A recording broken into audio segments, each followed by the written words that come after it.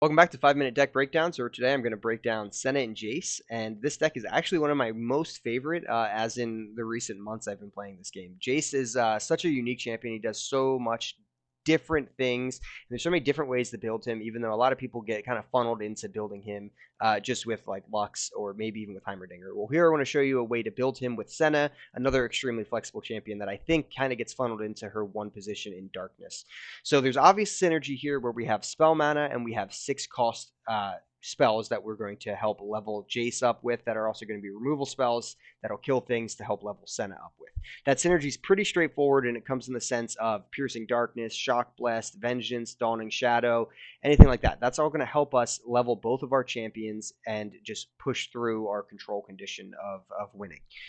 Besides that, we have great synergy with the followers of Forge Chief, Eager Apprentice, and the Ferrous Financier. They're going to just all consistently give you a bunch of spell mana early, help you cast those spells without really reaching too much and using all of your mana, but at the same time is also giving you blockers early, which will be really solid. And then, of course, you just fill in this deck with a bit more removal, a bit of the top end between Destinata, Ixtali Sentinel, and Albus Ferros. And you have a solid mid-range / control deck that just feels really good. I think there's a few cards in here that I want to highlight real quick, including Albus Ferros. He will consistently draw you Jayce, but you'll be playing 4 to 8 6+ or more spells in your deck in your game each game, so you can attack with him and do a ton of extra damage to the opposing Nexus, which is super solid. I think he's a very underrated card in general here. Outside of that, I do want to highlight Shock Blast. I think that card is incredible with Senna. Obviously, moving it to fast speed is huge, but the fact that you can hit 2 different units for 3 damage, getting 2 kills, that helps you. You're leveling Jayce for 6 mana, but then you're also killing 2 things, leveling Senna 2 of the third ways through just with 1 spell. I think that's a really slept on combo here in this deck.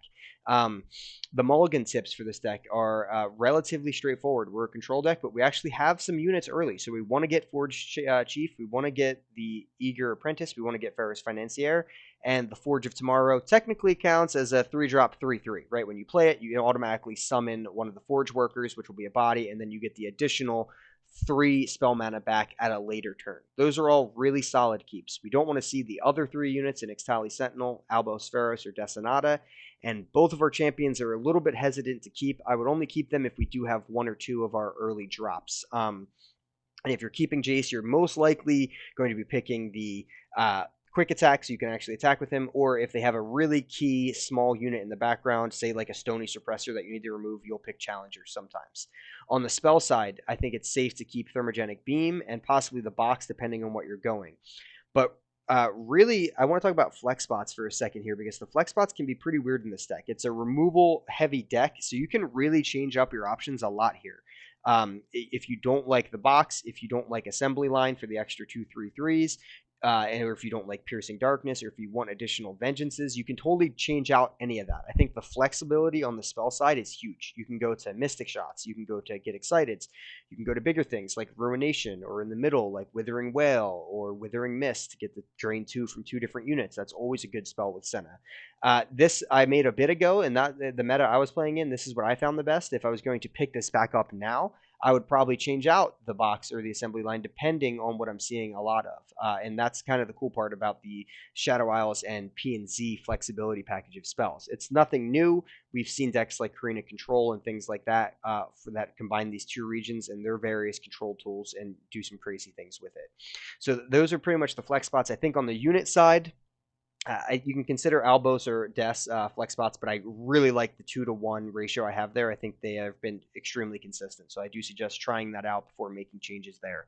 The strengths are heavy removal. We can really deal with high health threats with just clearing them out with Dawning Shadow or Vengeance, or we can just Piercing Darkness to heal a bunch that way. We can heal a bunch with Ixtali Sentinel. We just have a lot of good removal tools as a control deck. Our win condition is, again, controlling that whole game, but then at the end, essentially casting Jayce's level up spell in order to get a ton of extra damage on the board and just pushing through after we fully controlled the game. So I think those are our strengths against mid range, against aggro, and against other control decks. They won't have a whole lot of units being played, so it's going to become a weird control versus control matchup.